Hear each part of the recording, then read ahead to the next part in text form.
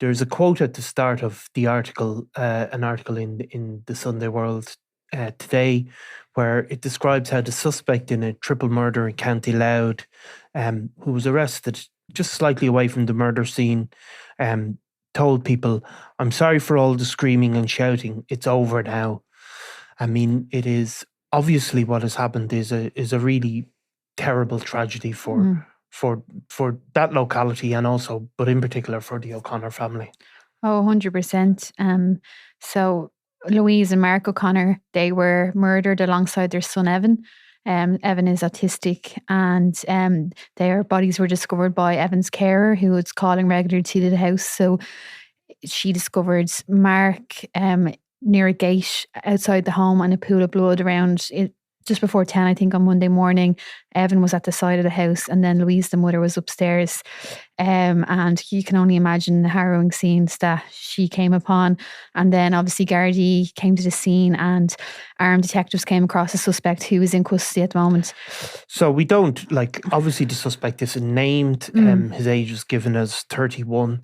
But the guards have already said they're not looking for anybody else. Yeah. And it's clear from the reporting that the man arrested is known to the family.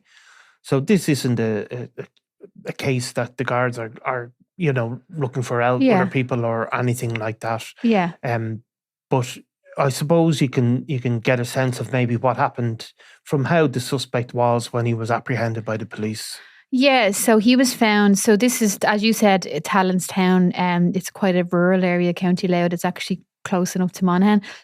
So the area was completely shocked by any area would be, but this is a really rural area, so things like that just don't happen here. But basically, he was found a kilometre from the scene, walking. As you said, he was walking, not running, and he apparently said those words, which is quite, I suppose, chilling about how it's all over now.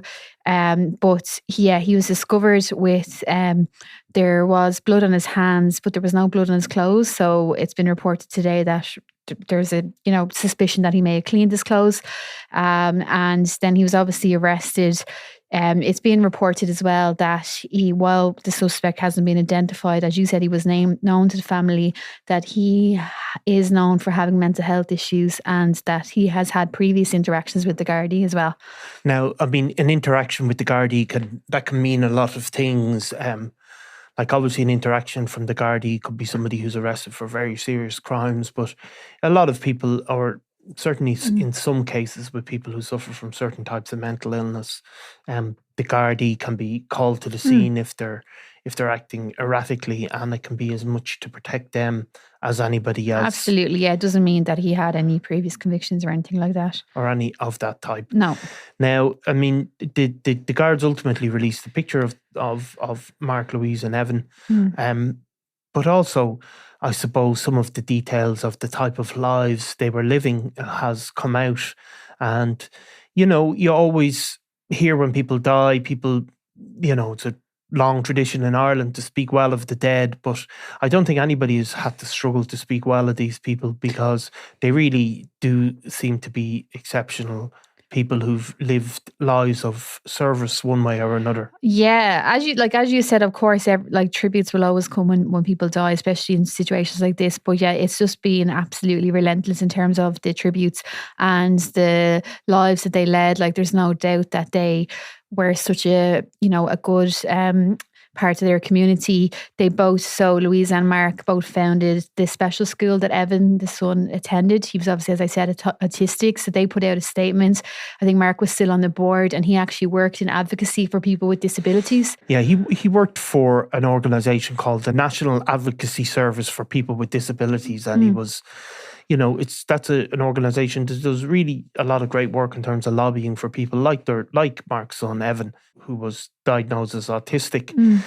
And of course, his wife Louise was a nurse as well, who also seems to have done volunteer work teaching people English. Yeah, she was teaching Ukrainian people coming to Ireland English. as well as her nursing job. So they were like known for their volunteering roles and also for, as you said, their advocacy work. And just in general, they were, they were heavily involved in the social and community life in that area. Mark was a really avid runner. He was part of the running club, and he used to take part in races as well. And they told how, everyone loved running with him because he was just, he was always just a really nice person to talk to.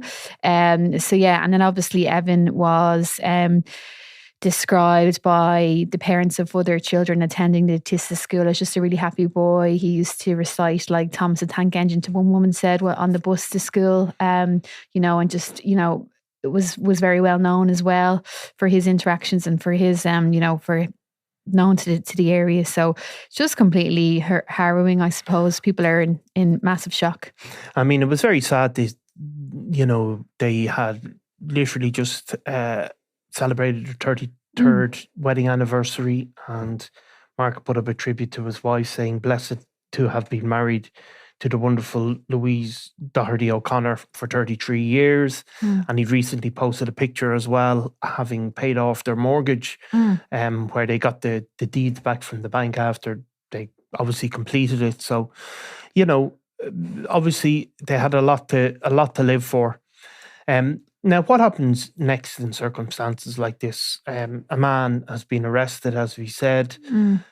What will the guards, what will be the next step, I suppose? Well, the next step will be either to charge or release him. As we know, there's usually a 24-hour period for questioning someone after arrest, but usually this is extended. Obviously, people have to be expected to have breaks, for sleeping. And I think in this particular case, medical assistance was required as well. So he has been in custody since Monday, and there is talk of a possible charge, but, if he is released without charge, obviously file will go to DPP and they'll consider whether to press charges. But if he is charged, obviously, then he'll be brought to court. Yeah, I mean, so the complicated bit with in terms of the medical aspect of this, the guards, when they arrest somebody, they question them, and what they do, they'll obviously tend to have a solicitor present, and they'll put certain pieces of evidence to the suspect. This is in a general conversation we're having. The medical aspect will come into it in that is somebody fit to be questioned? Are they in a place medically to receive that information, for example? And again, we're talking in general, if somebody had suffered an injury, and they're in hospital, the guards aren't going to come in, arrest them in the hospital necessarily and put the information to them there. So there may be a case like this, and obviously the mental illness has been discussed in this case, that if somebody has to be deemed to be fit in order to be questioned properly. Other issues that might arise would be, obviously breaks, and if people need more breaks, if their health is unwell. So it's obviously all of this will go on and become a factor in the Gardaí's assessment. Before any possible charge will be brought, for sure. Absolutely. But, I suppose if they are to charge them, it will be up to a court then to decide whether that person it can't be held responsible because of mental health illness. Yeah, so the mental health issues, I suppose, are complicated in any case, but people tend to be charged. And, again, we're speaking in general terms. If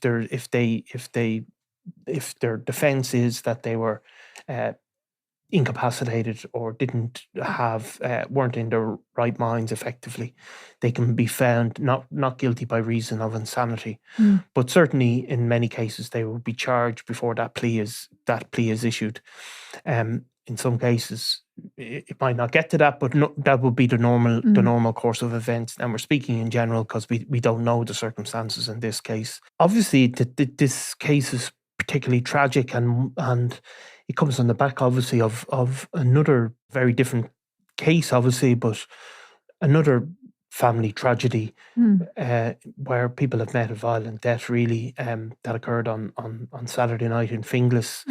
Another sort of harrowing case where a father is suspected of killing his daughter before taking his own life.